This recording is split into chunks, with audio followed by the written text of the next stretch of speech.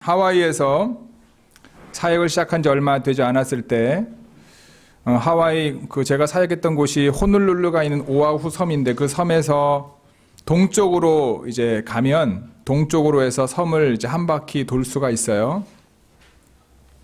근데 동쪽으로 가다 보니까 그 바다가 보이고 그 다음에 왼쪽으로는 산이 보이는데 그 산의 색깔이 여러분 하와이 그러면 무슨 색깔이 떠오르나요? 초록색이 떠오르잖아요. 그렇잖아요. 그 다음에 예쁜 꽃하고 그 다음에 아름다운 자연이 떠오르잖아요. 근데 제가 그때 간 적이 이제 5월 말에 갔으니까 한 6, 7월 지나서 그걸로 갈 기회가 있어서 가는데 오른쪽엔 바다가 있는데 왼쪽엔 산이 있는데 그 산이 높은 산은 아닌데 색깔이 초록색이 아니라요. 다 말라 비틀어진 그 무슨 색깔이라고 그러지? 이 색깔인 거예요. 모래 색깔 같은 거예요. 그래서 신기했습니다. 하와이는 또 이제 지내다 보니까 동서남북이 색깔이 다 달라요. 우리 이지원 집사님은 아실 거예요. 동서남북이 색깔이 다 달라요. 근데 더 웃긴 건 뭔지 아세요? 제가 한 몇 개월이 지나고 난 다음에 똑같은 곳을 또 갈 기회가 있었어요. 겨울쯤에. 그래서 지나가는데 이게 내가 몇 달 전에 왔던 곳인지 착각할 만큼 오른쪽으로 보면 똑같은 바다인데 왼쪽에 보니까요 색깔이 이런 색깔이었다가 초록색으로 다 바뀐 거예요. 왜 그랬을까요? 며칠 동안 비가 내린 거예요. 하와이도 비가 이제 오면은요 진짜 이거 하늘에 뻥 뚫린 것처럼 막 오거든요. 며칠 동안 비가 오니까 이 색깔이었던 산이 초록색으로 쫙 바뀐 거예요. 되게 신기했습니다. 근데 여러분, 원인이 비여야만 할까?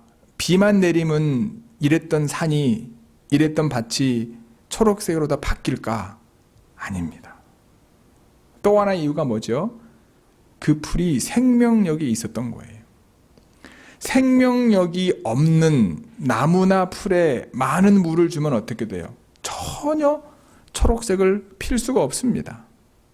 생명력이 있었기 때문에 그곳에 물이 주어졌을 때 환경이 맞았을 때 다 죽은 것 같지만 죽은 게 아니라 다시 이파리를 꽃을 내는 모습을 보고 많은 걸 느끼게 되었습니다. 생명력이 있는 것과 없는 것의 차이가 이와 같다는 거예요. 죽은 것처럼 보이지만 죽은 것이 아닙니다. 공급을 받으면 다시 살아날 수 있는 것이 그 안에 있는 거예요. 그런데 여기서 중요한 건 뭐냐 하면 생명력이 있어서 살아날 수 있는데 중요한 것이 뭐냐면 나의 열심과 노력으로 스스로 살아날 수 없다라는 거예요. 믿음 안에서. 우리가 제가 여러분께 물으면 여러분 살아있어요? 죽어있어요는 물으면 여러분 뭐라고 대답하시겠습니까? 목사님 저 살아있으니 여기 와서 앉아있죠 라고 얘기할 수 있잖아요. 근데 여러분 영적으로 우리가 죽었는지 살아있는지 어떻게 알 수 있습니까? 내 안에 생명력이 있는지 생명력이 없는지 어떻게 알 수 있습니까? 내 안에 생명력이 있다면 여러분 아주 작은 변화라도 내 매일의 삶 가운데 일어나야 된다는 거예요. 우리가 영적으로 살아있다면 우리의 삶 속에서 영적인 어떠한 변화가 일어나야 된다는 겁니다. 나의 아주 작은 변화라도 일어나야 된다는 거예요. 매일 저와 여러분들 삶 가운데 이러한 영적으로 작은 신앙 안에서 믿음의 변화가 일어나게 되기를 주님의 이름으로 간절히 축복합니다. 아까 말씀드렸던 것처럼 나의 열정과 나의 노력이 아니라 하나님의 은혜로. 우리가 지난 요한복음 15장의 말씀 속에서 함께 이 원리를 나누었지 않습니까? 나는 포도나무요 너희는 내 아버지는 농부다. 나는 포도나무요 너희는 가지자. 가지가 열매를 많이 맺기 위해 중요한 것은 무엇이었습니까? 포도나무이신 예수님께 붙어 있는 거였잖아요. 붙어 있어서 예수님으로 말미암아 생명력을 공급받아야지 우리가 열매를 맺을 수 있는 거잖아요. 우리 스스로 열매를 맺을 수 없지 않습니까? 나무에서 떨어진 가지들은 다 말라 밖에 버리어 발핏뿐이라 분명히 말씀했죠. 이것이 예수 그리스도의 생명력인 거예요. 근데 우리가 다 읽진 않았지만 그 요한복음 15장 마지막 부분에 보면은요, 예수님께서는 그 열매를 뭐라고 말씀하셨냐면 사랑이라고 하셨어요. 내가 너희를 사랑한 것 같이 너희도 서로 사랑하라. 예수님께서 우리를 어떻게 사랑하셨습니까? 그분은 자기 목숨을 내놓으면서까지 우리를 사랑하셨습니다. 우리가 예수님을 선택한 것이 아니라, 우리가 하나님을 선택한 것이 아니라 하나님이 우리를 선택하셨습니다. 하나님께서 우리를 선택하셔서 열매를 맺게 하고자 하시는 거죠. 그 열매가 뭐라고요? 서로 사랑하는 거. 오늘 본문의 사도 요한이 동일한 말을 합니다. 사랑하는 여러분, 서로 사랑합시다. 저도 여러분들에게 이야기하고 싶습니다. 좋은 교회 성도 여러분, 우리 서로 사랑합시다. 싫으신가 보죠? 우리 서로 사랑합시다. 좋은 교회가 사람을 살리는 교회가 되기 위해 필요한 첫 번째는 뭐냐 하면 바로 서로 사랑해야 되는 거예요. 7절, 8절 함께 읽어볼까요? 사랑하는 자들아, 우리가 서로 사랑하자. 사랑은 하나님께 속한 것이니 사랑하는 자마다 하나님으로부터 나서 하나님을 알고 사랑하지 아니하는 자는 하나님을 알지 못하나니 이는 하나님은 사랑이심이라. 우리 옆에 앉아있는 분들과 인사 나누었으면 좋겠습니다. 주님의 이름으로 사랑합니다. 주님의 이름으로 사랑합니다. 본문에서 말하고 있는 사랑은 어디에서 시작된 것일까요? 오늘 성경은요, 사랑은 하나님께 속했다라고 말합니다. 사랑은 인간에게 속한 것이 아니라 하나님께 속해 있다라고 말합니다. 우리가 말하는 사랑은요, 참 사랑이 아닙니다. 사랑은요, 하나님의 것입니다. 그렇기 때문에 우리는 사랑을 함으로써 하나님을 알 수 있게 되는 거예요. 반대로 사랑을 하지 않으면 하나님을 알 수 없습니다. 좋은 교회 성도 여러분, 우리가 서로 사랑하고 있는지 어떻게 알 수 있을까요? 서로를 통해서 하나님을 알게 되면, 서로의 삶을 통해서 우리가 하나님을 알게 되면 우리는 서로 사랑하고 있는 거예요. 교회를 열심히 다니며 신앙생활을 하면서도 서로의 모습을 통해서 하나님을 알 수 없다면 우리는 하나님께서 원하시는 사랑을 하고 있는지 여러분 점검해 보아야 됩니다.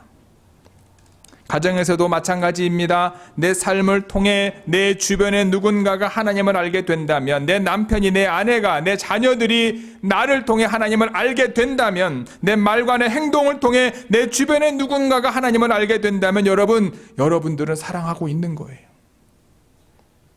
좋은 교회를 통해 저와 여러분, 그리고 우리가 속해 있는 가정을 통해 우리 주변에 누군가가 하나님을 알게 되는 놀라운 은혜가 임하게 되기를 주님의 이름으로 축복합니다.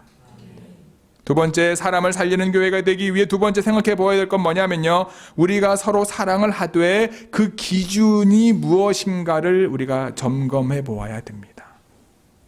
9절 다 같이 읽을까요? 시작. 하나님의 사랑이 우리에게 이렇게 나타난 바 되었으니 하나님이 자기의 독생자를 세상에 보내심은 그로 말미암아 우리를 살리려 하심이라. 아멘. 하나님께서 우리에게 보여주신 사랑의 기준은 무엇입니까? 9절에서 하나님께서 그분의 사랑을 우리에게 어떻게 보여주셨습니까? 하나님이 자기 외아들을 세상에 보내주셔서 우리로 하여금 그로 말미암아 살게 해주신 것이다. 자신의 독생자 아들을 우리를 위하여 보내신 거죠. 하나님께서 가장 귀한 것을 우리에게 주신 겁니다. 즉 우리가 사랑할 때 우리는 우리에게 가장 귀한 것을 나누어 줄 수 있어야 됩니다. 하나님께서 독생자를 보내신 이유가 뭡니까? 뭐죠? 그로 말미암아 우리 모두를 살리기 위해서이다. 여기서 중요한 기준이 나옵니다. 우리가 서로 사랑을 하되 그 기준이 뭐냐? 사랑의 대상이 뭐 하는 거예요? 사는 거예요. 내가 내 남편을 사랑하고, 내가 내 아내를 사랑하고, 내가 내 자녀를 사랑하고, 내가 내 이웃을 사랑할 때 사랑의 기준이 뭐냐? 사랑의 대상이 살아나야 되는 거예요. 가정에서 여러분들이 사랑하신다면 여러분들의 배우자, 부모, 형제, 자매 그들이 살아나게 될 줄 믿습니다. 우리의 이웃이 살아나는 것이 우리의 사랑의 기준이 되어야 된다는 거예요. 사랑할 때 먼저 나의 감정과 나의 의지가 중요한 것이 아니라 상대방이 사느냐가 더 중요하다는 거예요.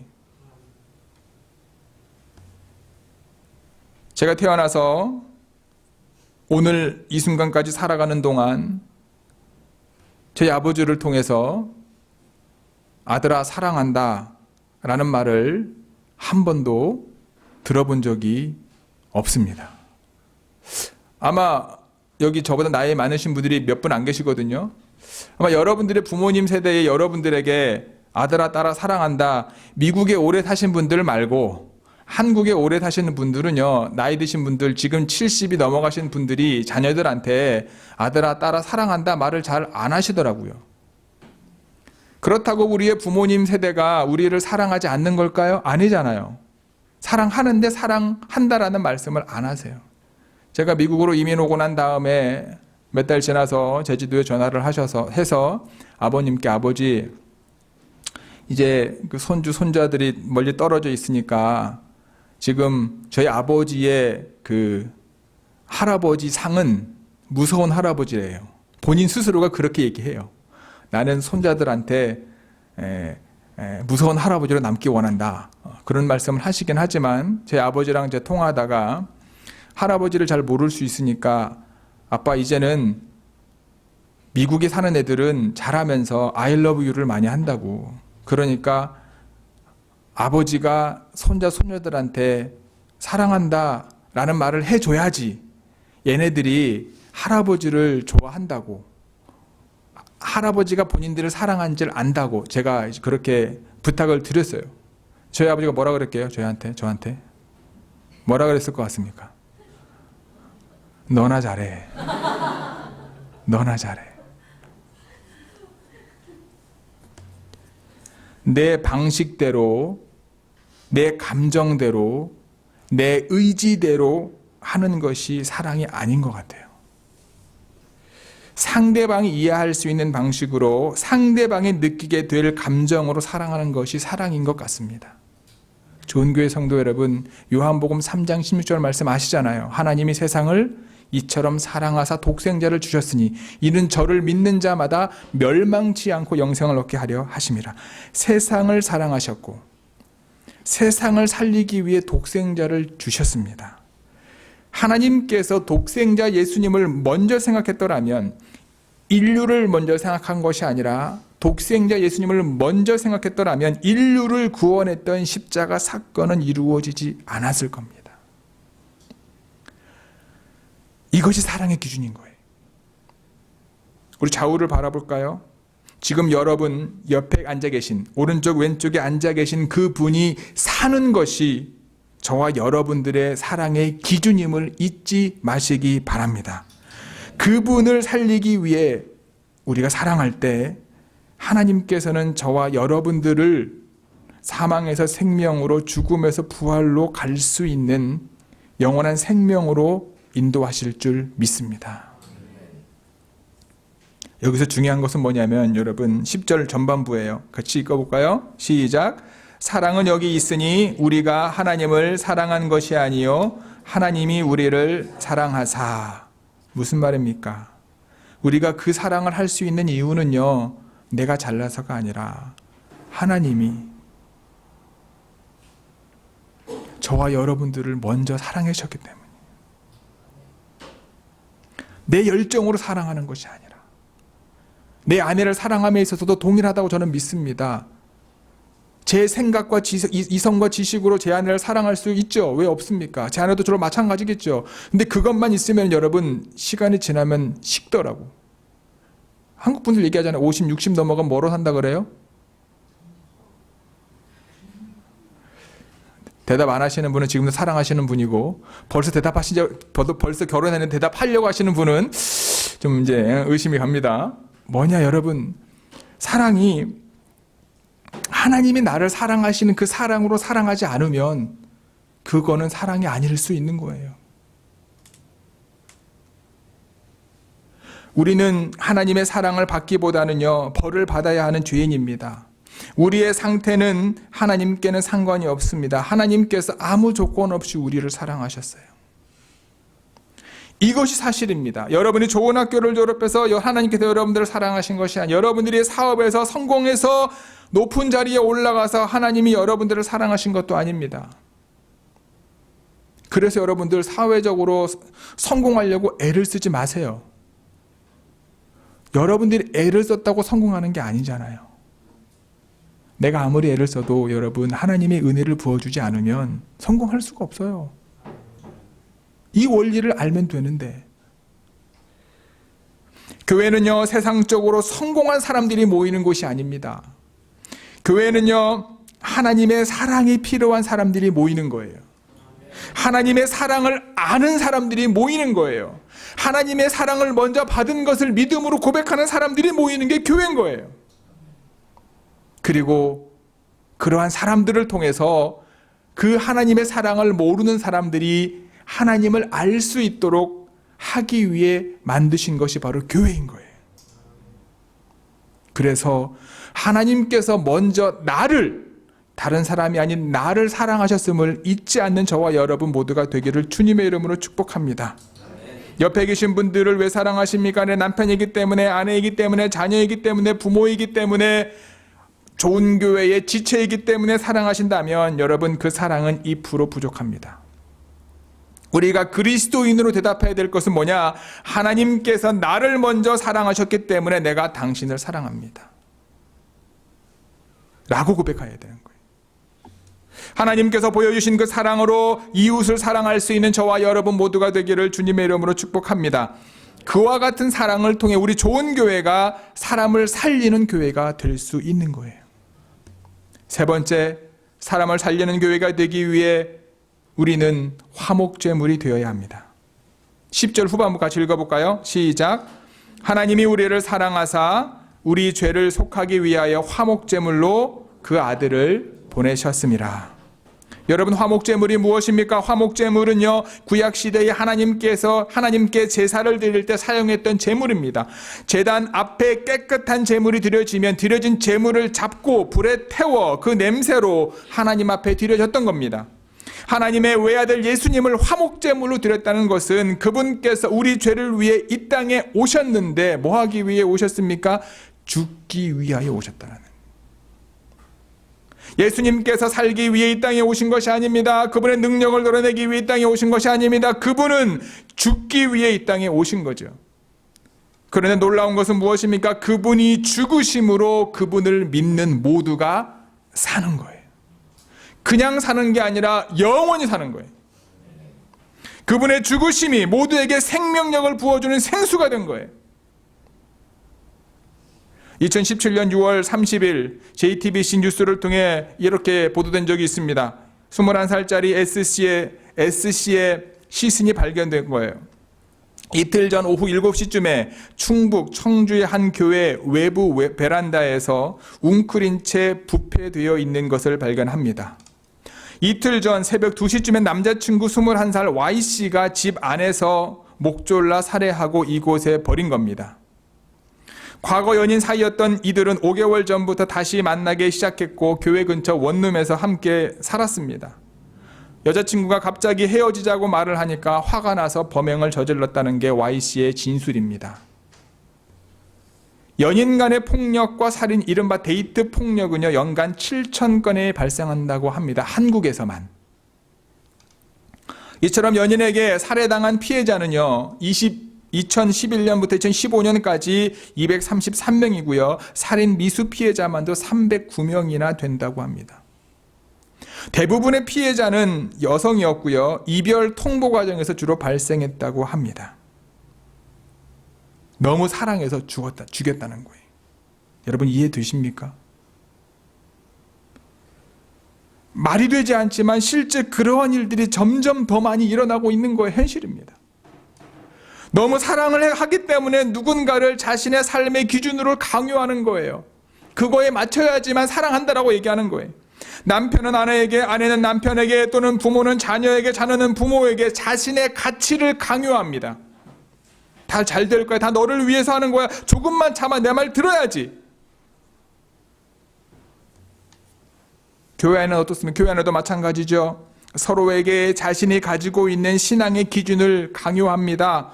요즘 인터넷이 급속도로 발전하며 생기는 어려움이 있어요. 언제 어디서나 성도님들이 듣고 싶은 목사님들의 설교를 마음껏 들을 수 있습니다.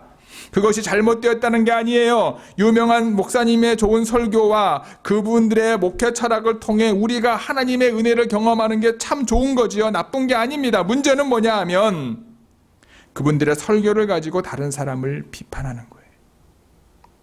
그분들의 목회 철학을 가지고 교회에서 문제를 일으키는 거. 왜 그 교회는 되는데 우리 교회는 안 되냐? 그러다 보니 자신의 기준에 맞는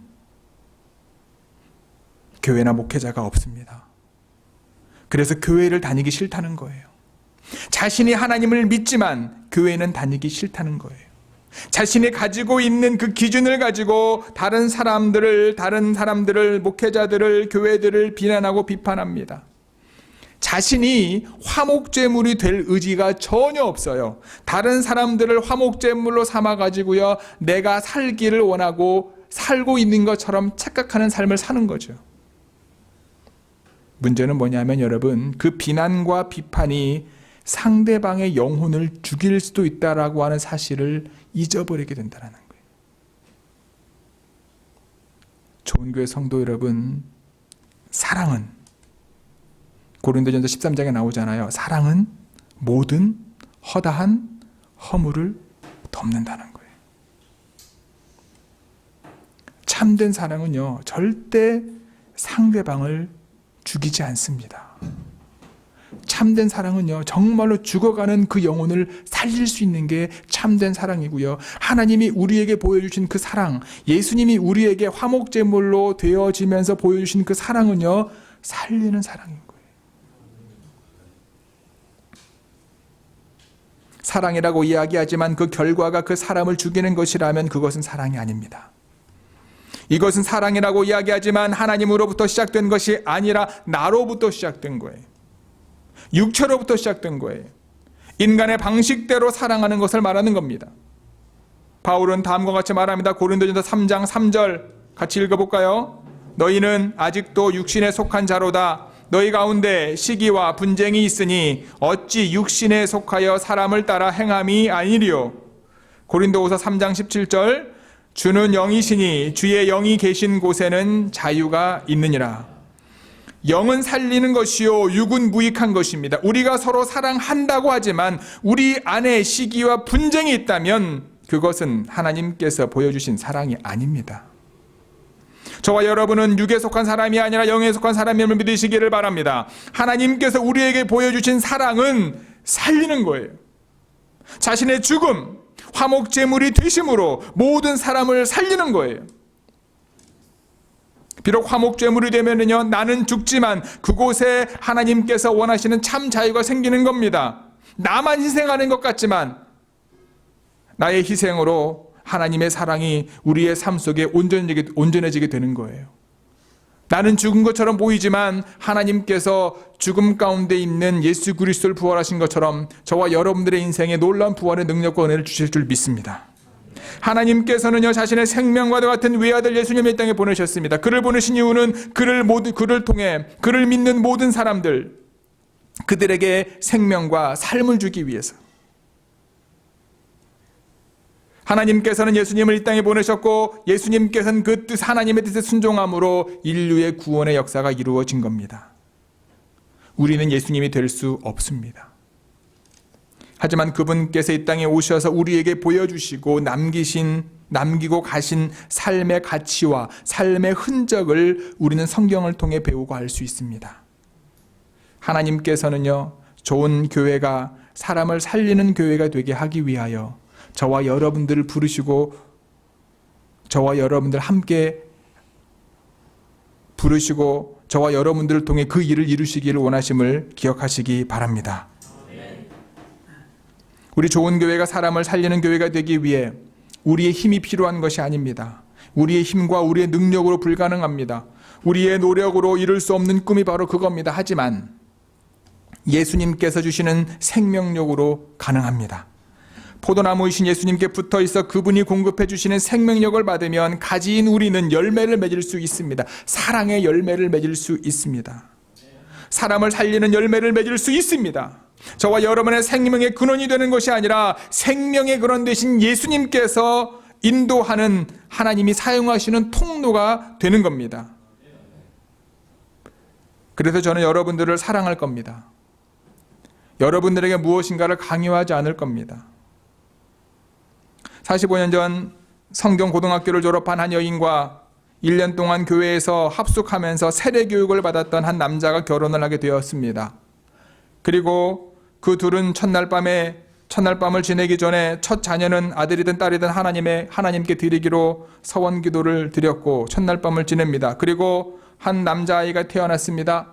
부모의 서원에 의해 태어난 그는 자신의 선택의 여지와 상관없이 목사가 되기 위해 신학교를 가야만 했습니다. 목사로서의 개인적인 부르심 없이 신학교를 다니며 수많은 갈등 가운데 있었습니다. 하지만 하나님께서는 그를 그냥 내버려 두지 않으셨습니다. 군복무를 마치기 전 개인적인 목회자로서의 부르심에 대한 확신이 필요함을 알게 되었고, 그는 제대 후에 있었던 한 교회의 집회에서 예수님을 개인적으로 영접하는 사건을 경험하게 됩니다. 그 한 사람이 바로 저입니다. 저는 제가 너무나 큰 죄인임을 알고 있었습니다. 그래서 목회자로서의 자격이 없다라고 스스로 생각했습니다. 제가 전에 말씀드렸잖아요. 신학교를 다닐 때 설교할 자신이 없어서, 주일학교 3, 4, 5, 6학년 주일학교 앞에 설교할 자신이 없어서 첫째 주에는 부목사님, 둘째 주에는 전도사님, 셋째 주에는 부장 선생님, 넷째 주에는 다른 이제 부서 선생님 시키고, 저는 진짜 1년에 몇 번 설교하지 않았어요. 왜 그랬는지 아십니까? 제가 아무리 설교를 하려고 해도 자신이 없는 거예요. 왜냐? 말씀드렸는데 살지 못하는, 어떻게 아무리 작은 어린애들이라 할지라도 그들 앞에 내가 뭐라고 말할 수 있겠는가라고 하는 그 고민이 해결되지 않았습니다. 그랬던 저, 왜냐? 제가 죄를 많이 지었기 때문에, 여러분들이 모르는 죄를 많이 지었기 때문에. 제가 목사가 되면, 아마 그렇게 내가 목사가 되었으면 여러분들이 불쌍한 사람들일 거예요. 그런 상태에서 내가 목사가 되었다면 내가 담임하고 있는 모든 교회 그 성도들을 어떻게 할까? 그 마음에 대한 부담감과 갈등 때문에 저는 목회자의 길을 가는 걸 주저했던 사람입니다. 사도행전 10장의 말씀을 기도 가운데 하나님이 집회 가운데 보여주시고, 거기서 나오는 말씀, 베드로가 기도 가운데 환상을 보잖아요. 하늘에서 바구니가 내려오지 않습니까? 그 바구니 안에 뭐가 있습니까? 유대인들이 먹으면 안 되는 부정한 음식들이 잔뜩 있었잖아요. 그리고 하늘에서 어떤 음성이 들립니까? 베드로에게 이런 음성이 들리잖아요. 일어나 잡아 먹어라. 베드로는 뭐라고 대답합니까? 주님, 저는 이 음식을 먹을 수 없습니다. 태어나서 한 번도 부정한 음식을 먹은 적이 없습니다. 어떻게 그런 제가 이 부정한 음식을 먹을 수 있겠습니까? 하늘에서 두 번째 소리가 들립니다. 뭐라고 들립니까? 하나님께서 깨끗하게 하신 것을 너는 속되다 하지 말라. 하늘에서 내려온 바구니가 올라갑니다. 하지만 그 후 두 번 더 그와 같은 일이 일어나게 되죠. 베드로는 그 환상을 보고 무슨 뜻인지 속으로 의아해했지만, 그때 이방인 백부장 고넬료가 보낸 사람들이 베드로의 집에 도착하게 되고, 베드로가 그들과 이야기를 한 후에 이방인인 고넬료의 집으로 갑니다. 당시에는 유대인으로서 이방인과 교제하며 가까이 하는 것이 위법이었지만, 아무도 속되다 하거나 깨끗하지 않다 하지 말라라고 하시는 하나님의 말씀에 순종함으로 그들에게 세례를 베풀게 됩니다. 그 이야기를 기억나게 하시면서 제 마음에 다음과 같은 말씀을 주시는 거예요. 척이라, 네 말이 맞아. 너는 죄인이야. 너는 목사의 자격이 없어. 하지만 목회는 내가 하는 것이 아니라 내가 하는 거야. 너는 나만 믿으면 된다. 내가 거룩하니 너도 거룩할 수 있어. 저는 그곳에 두 손을 들었습니다. 그리고 목사가 되는 것은 제가 하는 것이 아니었음을, 목회는 내 열심으로 하는 것이 아님을 깨닫게 되었습니다. 그 이후로는요, 누구든지 저한테 설교 부탁을 하면 제가 노를 못합니다. 내가 하는 게 아니니까. 그럼에도 불구하고 부담은 갖고 있죠. 근데 여러분, 목사를 목사되게 하는 것 하나님이 하시는 겁니다. 목회 또한 하나님이 하는 겁니다. 하나님의 백성 되게 하는 것 하나님이 하시는 겁니다. 하나님의 교회 되게 하는 것 하나님이 하는 겁니다. 좋은 교회 성도 여러분, 목회자만 그런가요? 아닙니다. 모든 그리스도인들의 삶이 이와 같습니다. 하나님을 믿는 모든 백성들의 삶도 마찬가지입니다. 우리의 노력이 아닙니다. 우리의 열심이 아닙니다. 우리가 우리의 삶의 주인이 아닙니다. 하나님으로 하여금 우리의 삶의 주인으로 모실 때 사람이 사람답게 되는 것이고, 하나님의 백성이 하나님의 백성답게 되는 것이고, 하나님의 교회가 하나님의 교회답게 됨을 믿으시기를 바랍니다. 우리 요한일서 3장 14절부터 18절 함께 읽을까요? 시작. 형제를 사랑하기 때문에 죽음에서 벗어나 이미 영원한 생명을 소유하고 있다는 것을 압니다. 그러나 사랑하지 않는 사람은 죽음에 그대로 머물러 있습니다. 형제를 미워하는 사람은 누구나 살인자입니다. 살인자에게 영원한 생명이 없다는 것은 여러분도 알고 있는 일입니다. 예수님이 우리를 위해 스스로 목숨을 버리신 일로 우리는 사랑이 무엇인가를 알게 되었습니다. 그러므로 우리도 형제를 위해 목숨을 버리는 것이 마땅합니다. 많은 재산을 가지고 있으면서 가난한 형제를 보고도 도와주지 않는다면 어떻게 하나님을 사랑한다고 하겠습니까? 자녀들이여, 우리는 말로만 사랑하지 말고 행동으로 진실하게 사랑합시다. 아멘. 오늘 본문의 11절 12절입니다. 사랑하는 자들아, 하나님이 이같이 우리를 사랑하셨은즉 우리도 서로 사랑하는 것이 마땅하다. 어느 때나 하나님을 본 사람이 없으되 만일 우리가 서로 사랑하면 하나님이 우리 안에 거하시고 그의 사랑이 우리 안에 온전히 이루어지느니라. 우리 좋은 교회가, 또는 제가 여러분들 앞에서 앞으로 할 수 있는 것은 어떤 능력 있는 무엇인가가 아니라 하나님이 나를 사랑해 주시고 나를 목회자로 부르셨을 때 주셨던 그 말씀을 붙잡고 하나님이 하실 수 있도록 내 삶을 드리는 것밖에 제가 할 수 있는 것이 없습니다. 그래서 제가 오늘 여러분들 앞에서 사랑의 고백을 합니다. 주님의 이름으로 여러분들을 진심으로 사랑합니다. 하나님께서 저를 위해 외아들을 이 땅에 보내셨습니다. 화목제물로 이 땅에 보내셨어요. 예수님께서는 저를 위해 자신의 목숨을 들이셨습니다. 그분이 먼저 저를 사랑했기 때문에 저는 여러분들을 사랑할 겁니다. 여러분들을 위해 저는 화목제물이 될 거고요. 여러분들을 위해서 여러분들의 마음에 주님의 사랑이 심겨질 수 있도록, 내 입장에서가 아니라 여러분들 마음속에 주님의 사랑, 그리고 저를 통해 하나님을 알 수 있는 놀라운 은혜가 임할 수 있도록 저는 여러분들을 주님 안에 사랑할 겁니다. 그냥 말로만 혀로만 사랑할 것이 아닙니다. 행동과 진실함으로 사랑할 겁니다. 제가 예수님이 될 수 없지만 생명의 근원 되신 예수님의 생명력이 닿는 날까지 여러분들을 사랑할 것입니다. 여러분도 예수님의 사랑으로 서로를 사랑하시기 바랍니다. 그러면 좋은 교회는 사람을 살리는 교회가 됩니다. 여러분 곁에 있는 분들을 그분의 입장에서 사랑하시기 바랍니다. 여러분들의 이웃들을 사랑할 때 예수님의 복음이 땅끝까지 전해질 것임을 믿습니다. 좋은 교회가 하나님께서 이 시대에 사용하시는, 하나님이 사용하시는 교회, 그리고 사람을 살리는 교회가 될 수 있도록 하나님이 나를 먼저 사랑하신 그 사랑을 가지고 서로의 삶의 자리에서 믿음 안에 사랑할 수 있는 저와 여러분 모두가 되기를 주님의 이름으로 간절히 축복하고 기도합니다. 기도하시겠습니다. 오늘 말씀을 기억하시면서 여러분 먼저 하나님 앞에 고백하기를 원합니다. 하나님, 나를 사랑해 주셔서 감사합니다.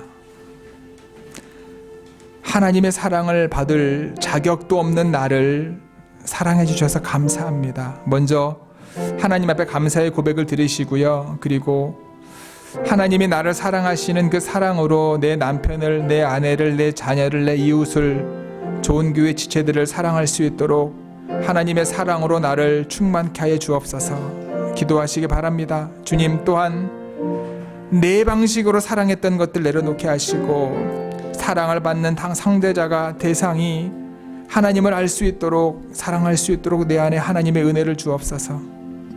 주님이 우리를 위하여 화목제물이 되셨던 것처럼 나 또한 누군가를 위해 화목제물이 되어 나를 드러내는 것이 아니라 그 영혼이 살 수 있도록 주여 우리를 좋은 교회를 사용하여 주옵소서. 우리 합심해서 함께 주여 외치시고 기도하시겠습니다. 주여! 사랑의 아버지, 오늘도 우리 안에 하나님의 놀라운 말씀을 주심을 감사합니다. 나의 나되는 것이 하나님의 은혜임을 알지만 어느 순간 내 방식대로, 내 뜻대로, 내 계획대로 사랑하려고 했었던 우리의 모습을 주님께 드립니다.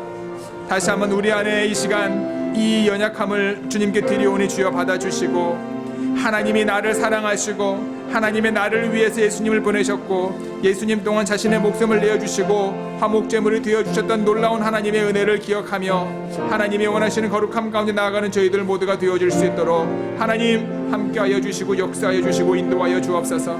사람을 살리는 우리 좋은 교회가 되기 위하여 먼저 우리가 서로 사랑하기를 원합니다. 우리가 서로 사랑할 때 상대방을 먼저 기억하게 하시고, 우리가 서로 사랑할 때 서로를 화목제물이 되게 도와주시고, 우리가 서로 사랑할 때 서로를 살릴 수 있는 놀라운 은혜가 임하는 아버지 하나님 좋은 교회 모든 지체들 되어질 수 있도록, 이들의 모든 삶이 되어질 수 있도록 주님이여 역사하여 주시고 아버지 하나님 인도하여 주시옵소서. 주님, 오 주님, 오 주님, 오 주님 하시는 원하시니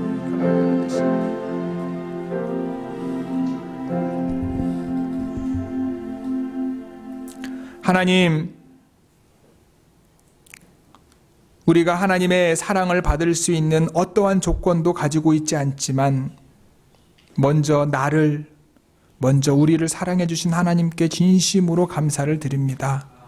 주님, 우리가 그 하나님의 사랑을 받았지만 우리의 삶의 모습 속에서 하나님께서 하나님의 사랑을 우리에게 보여주셨지만 우리의 삶 속에서는 내 방식대로, 내 뜻대로, 내 계획대로 사랑한다고 말해왔음을 고백합니다.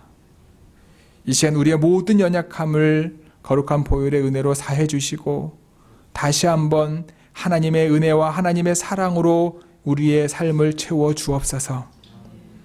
우리 좋은 교회를 하나님께서 사람을 살리는 교회로 세우셨음을 믿습니다. 사람을 살리는 교회가 되기 위해 먼저 우리가 서로 사랑하게 우리 안에 은혜를 더하여 주옵소서. 서로 사랑을 하되 하나님께서 우리에게 보여주신 그 기준에 맞추어서 서로를 위해 화목제물이 되게 하여 주옵소서.